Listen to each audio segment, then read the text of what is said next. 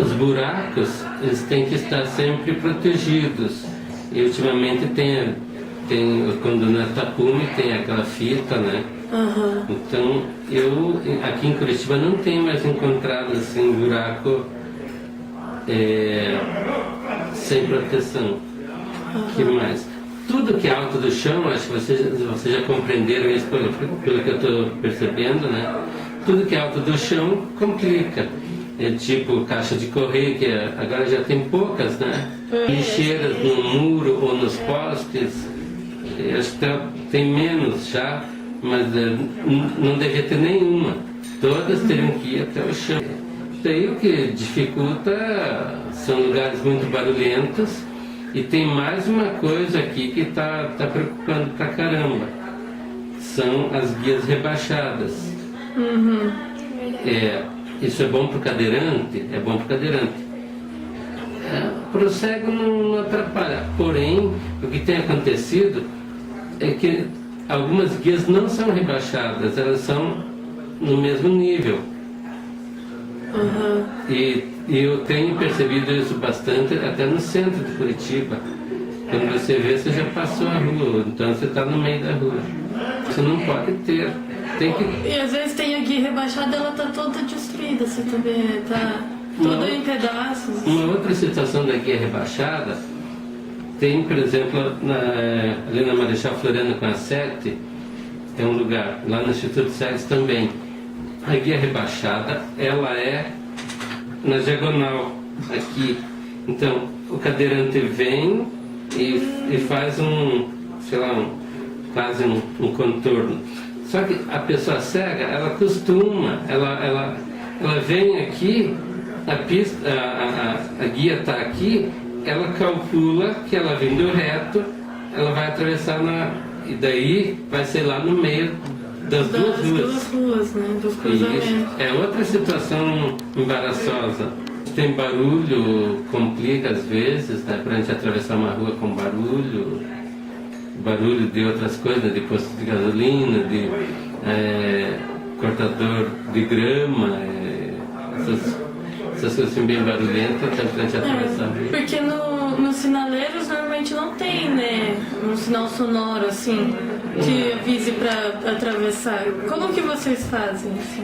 A gente se seguia mais pelo barulho do trânsito. Então, no caso, quando os carros da transversal começam a passar, é sinal que a gente pode também. Porém, digamos, aquelas ruas onde o carro vira, eu estou aqui, quero passar aqui, mas se o carro daqui vira para cá, aí complicou um tanto.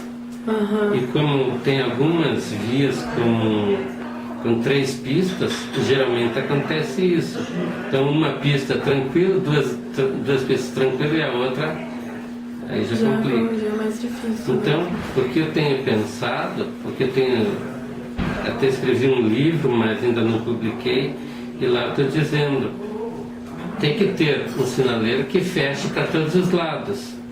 E daí, quando fechar para todos os lados, tem que haver nas 4 esquinas um sinal sonoro que indique e que oriente. A passagem. Indica a passagem e a direção. Por exemplo, se você tiver com bip aí, desculpe. Tá. Bip. Faz com que você poste. Bip. Eu sei que você está aí e eu vou atravessar. E aí não é o meio da rua. Não é a beira da rua. Sim. Então é isso que muitas vezes precisa. Porque quando faz totalmente silêncio também atrapalha, porque você perde a referência. E eu prefiro que a referência seja auditiva a tátil.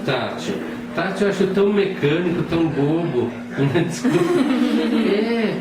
Já falaram em colocar uma faixa em todas as travessias. Mas você só vai passar ali. E a hora que eu vou daqui, você vem dali, como é que faz? Um tem que sair. E a besteira é dizer que a pessoa que enxerga tem que desviar. Não. Eu tenho que ter essa capacidade também. Essa percepção, né? Muitas vezes pela tua voz, opa, tá vindo alguém ali, eu vou desviar para cá. Às vezes tu desvia para o mesmo lado que você desvia, então isso não faz mal. Com todas, às vezes.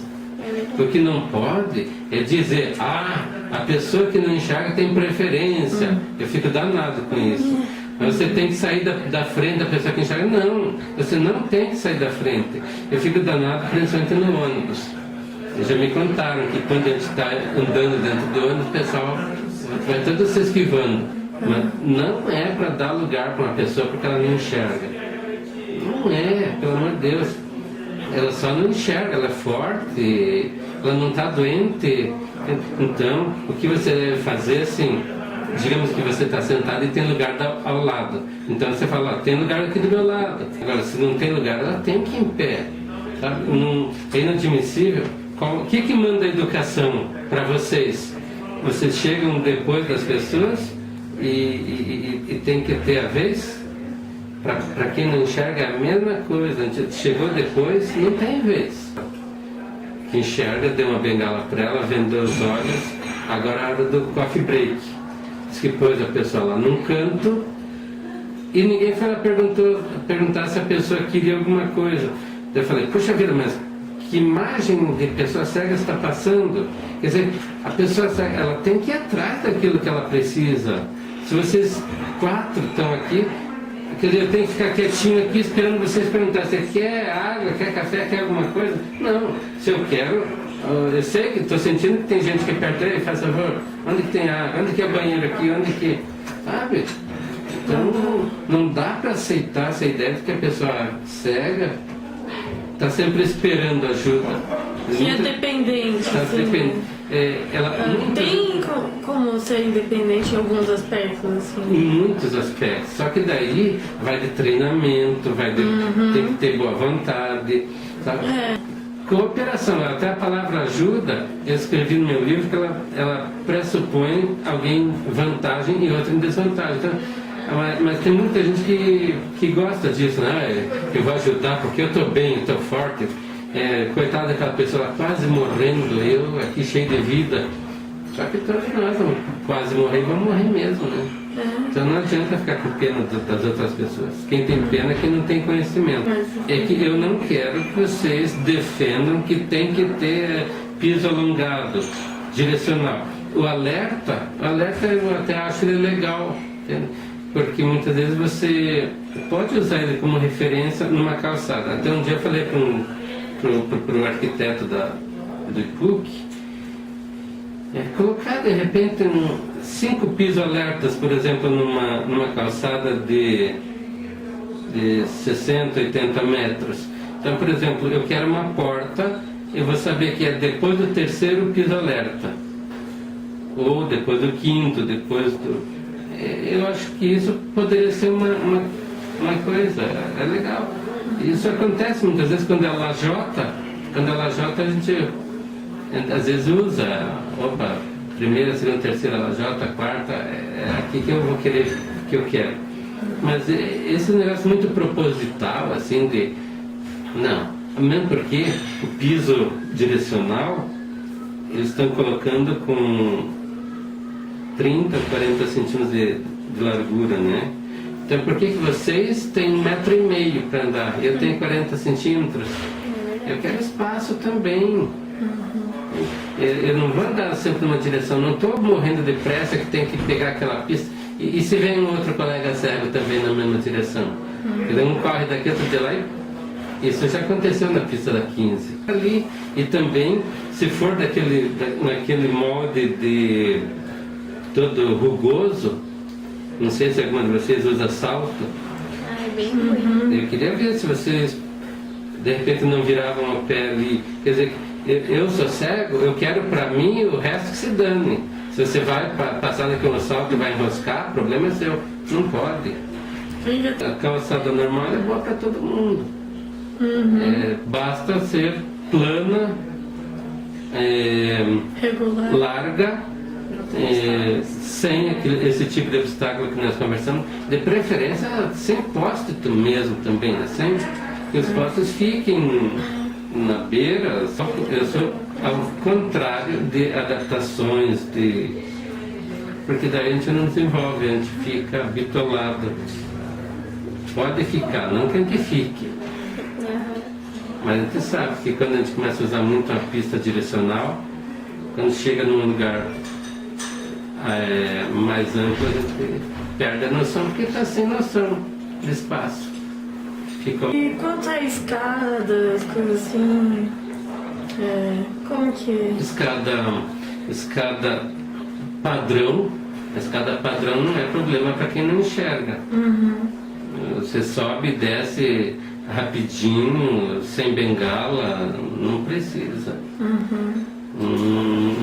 Não precisa, só tem que ter, é claro, proteção nas laterais. Tem que ter a mureta acompanhando, né? E o braille, assim, no elevador, na entrada dos bancos, ajuda?